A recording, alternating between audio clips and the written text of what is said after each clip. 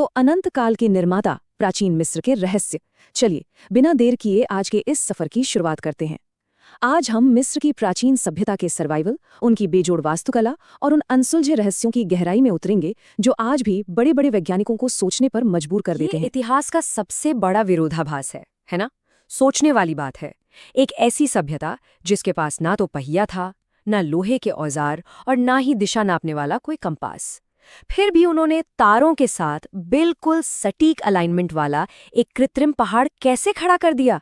ये कोई मामूली इमारत नहीं थी, बल्कि इंसानी क्षमता की एक बहुत बड़ी जीत थी।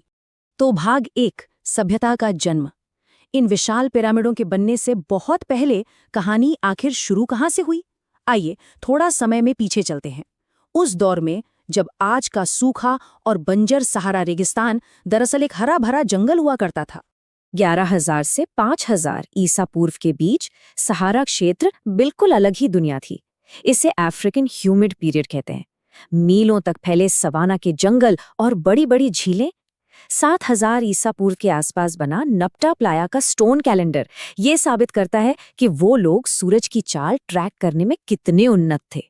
लेकिन फिर आता है 5500 ईसा पूर्व का समय, जब धरती की धुरी में एक बेहद छोटा सा बदलाव आया।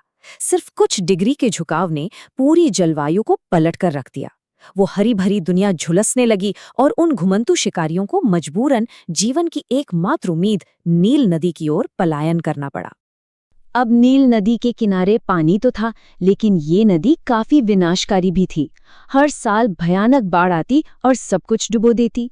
अपनी जान और फसल बचाने की इसी हताशा ने असल में इन खानाबदोश शिकारियों को दुनिया का सबसे पहला इंजीनियर बना दिया। उस बेकाबू पानी को अपने खेतों तक रोकने के लिए उन्होंने मिट्टी की दीवारें और छोटी छोटी नहरें बनानी शुरू कर दी।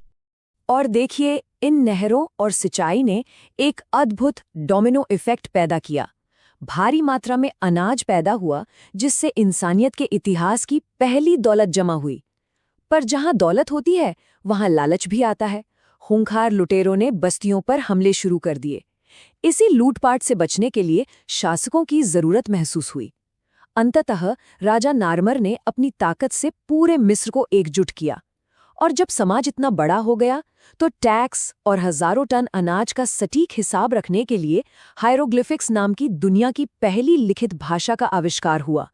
सब कुछ एक दूसरे से कितनी गहराई से जुड़ा है। भाग 2, फराओ और परलोक यानी मृत्यु के बाद का जीवन। अब समाज तो बन गया, लेकिन इन नए शासकों ने, जिन्हें फराओ कहा जाता था, अपना नियंत्रण कैसे बनाए रखा? ये नियंत्रण सिर्फ तलवारों के दम पर नहीं था, बल्कि इसके पीछे धर्म और मृत्यु के बाद के जीवन की एक बहुत ही चतुर मनोवैज्ञानिक रणनीति थी। उस समय की मानसिकता को समझने के लिए मात का नियम जानना जरूरी है, जो न्याय और व्यवस्था से जुड़ा था। जनता के दिमाग में ये बात गहराई तक बैठा दी गई थी कि फराओ का शरीर कोई साधारण शरीर नहीं है। अगर राजा का शरीर सड़ गया तो उसकी आत्मा सूर्य देवता रा तक नहीं पहुंच पाएगी, और इसके नतीजे में नील नदी सूख जाएगी और पूरी दुनिया नष्ट हो जाएगी। दुनिया को तबाह होने से बचाने के इसी खौफ के कारण आम लोगों ने खुशी खुशी राजा की सेवा की। तो शरीर को सड़ने से बचाने का क्या उपाय था? यहीं पर ममीकरण की वो खौफनाक लेकिन बेहद प्रभावी वैज्ञानिक प्रक्रिया सामने आती है। सबसे पहले लोहे के जरिए दिमाग को नाक के रास्ते बाहर निकाला जाता।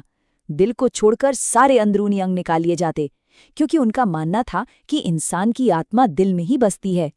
फिर शरीर को 40 दिनों तक एक खास नमक में सुखाया जाता, ताकि सारी नमी खत्म हो जाए। और अंत में देवदार के तेल और रेजिन के लेप के साथ सूती पट्टियों में कस कर लपेट दिया जाता। इस तरह राजा अनंत काल के लिए एक ममी में बदल जाता। भाग 3, पिरामिडों का विकास। लेकिन देखिए, केवल ममी बनाना ही काफी नहीं था। मौसम की मार और लुटेरों से इन पवित्र ममी को बचाने के लिए अभेद्य तिजोरियों की सख्त जरूरत थी। और यहीं से शुरू हुआ वास्तुकला का वो क्रमिक सफर जिसने मिस्र की पहचान हमेशा के लिए बदल दी। वास्तुकला की ये ट्रायल एंड एरर यात्रा बड़ी दिलचस्प है। शुरुआत में मिट्टी के चबूतरे बने जिन्हें मस्तबा कहा जाता था, लेकिन वो जल्दी नष्ट हो गए। फिर महान इंजीनियर इमोटेप ने पत्थरों को एक के ऊपर एक रखकर स्टेप पिरामिड बनाया, जो पहला कृत्रिम पहाड़ था। इसके बाद राजा स्निफ्रू के समय 54 डिग्री के ढलान पर एक चिकना पिरामिड बनाने की कोशिश हुई, लेकिन पत्थरों के भारी वजन से वो बीच से ही मुड़ गया। इसे बेंट पिरामिड कहा गया, जो इतिहास का एक बहुत बड़ा इंजीनियरिंग फेलियर था। लेकिन उन्होंने हार नहीं मानी, अपनी गलतियों से सीखा और अंततः रेड पिरामिड के रूप में पहला बिल्कुल परफेक्ट और चिकना पिरामिड तैयार किया।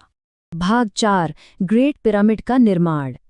इस क्रमिक विकास ने इंजीनियरिंग की उस चरम सीमा के लिए मंच तैयार कर दिया जो आज भी दुनिया को हैरान करती है। चलिए अब गीज़ा के पठार पर फाराओ खुफू द्वारा बनाए गए इस अजूबे को गहराई से समझते हैं।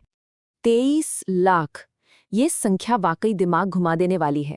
आज की 50 मंजिला इमारत के बराबर दिखने वाले उस 481 फीट ऊंचे ढांचे को बनाने के लिए इतने विशाल पत्थरों का इस्तेमाल हुआ था।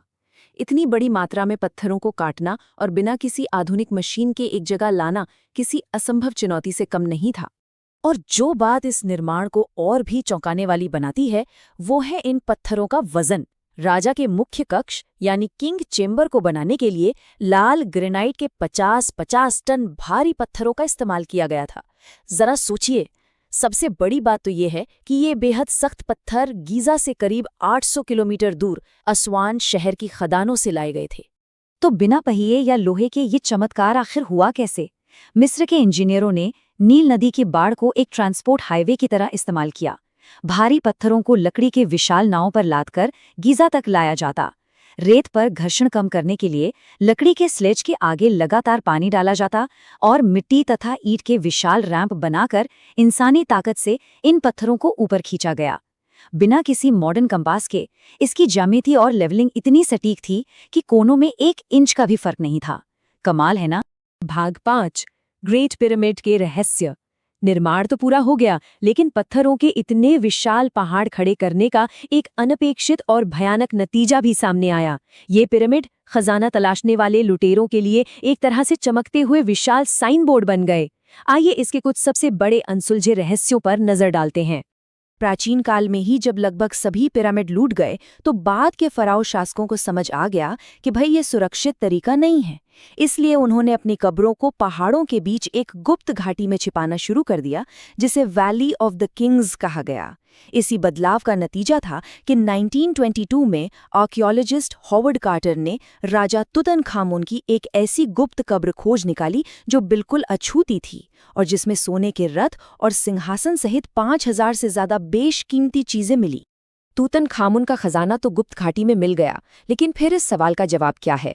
जब आधुनिक वैज्ञानिकों और खोजकर्ताओं ने ग्रेट पिरामिड के किंग चेम्बर को खोला तो वो बिल्कुल खाली और वीरान था। वहां ना तो कोई ममी थी, ना कोई खजाना और ना ही दीवारों पर कोई चित्र या हायरोग्लिफिक्स। तो क्या 23 लाख पत्थरों का पहाड़ सिर्फ एक खाली कमरा बनाने के लिए खड़ा किया गया था? इसी विरोधाभास से आधुनिक विज्ञान में इतिहास की सबसे बड़ी बहस शुरू होती है। और इसी बहस को एक नया, हैरान करने वाला मोड़ देती है ओरियन कोरिलेशन थ्योरी। 1980 के दशक में वैज्ञानिकों ने ध्यान दिया कि गीज़ा के तीनों पिरामिड आसमान में मौजूद ओरायन बेल्ट के 3 तारों के साथ बिल्कुल एक सीधी लाइन में जुड़े हुए हैं। तारों की चमक के हिसाब से ही पिरामिडों का आकार भी छोटा बड़ा है। मिस्र के लोग मानते थे कि वहां मृत्यु के देवता ओसिरस रहते हैं। जरा उस खगोलीय सटीकता के बारे में सोचिए। उन प्राचीन बिल्डर्स ने आसमान का नक्शा सीधे रेगिस्तान की जमीन पर उतार दिया था। इन गहरे रहस्यों को सुलझाने के लिए आधुनिक विज्ञान ने तकनीक का सहारा लिया। 2015 के स्कैन पिरामिड्स प्रोजेक्ट के तहत जब पिरामिड के अंदर 8 इंच चौड़ी संकरी सुरंगों में कैमरे लगे छोटे रोबोट्स भेजे गए, तो वहां जो दिखा वो रोंगटे खड़े करने वाला था। अंदर तांबे के पिन वाले रहस्यमयी सील बंद दरवाजे मिले और मॉडर्न स्कैनिंग से पिरामिड के ठीक बीचों बीच एक बहुत बड़े खाली स्थान यानी हिडन वॉइड का पता चला, जहां 4500 सालों से किसी इंसान के कदम नहीं पड़े हैं। तो अंत में सबसे बड़ा सवाल यही रह जाता है, ग्रेट पिरामिड के उन सील बंद दरवाजों और खाली स्थानों के पीछे आखिर छिपा क्या है? क्या वहां कोई खोया हुआ खजाना है, कोई भूली हुई उन्नत तकनीक है, या फिर कोई ऐसा राज दफन है जो पूरी दुनिया का इतिहास ही पलट कर रख दे? इन सवालों के जवाब शायद हमेशा के लिए पत्थरों के इस विशाल पहाड़ में दफन रहे। लेकिन आज का ये सफर निश्चित रूप से सोचने पर मजबूर करता है। प्राचीन मिस्र के इस गहरे विश्लेषण में आज के लिए बस इतना ही। नई चीजों को जानने और समझने की ये जिज्ञासा हमेशा बनी रहनी चाहिए।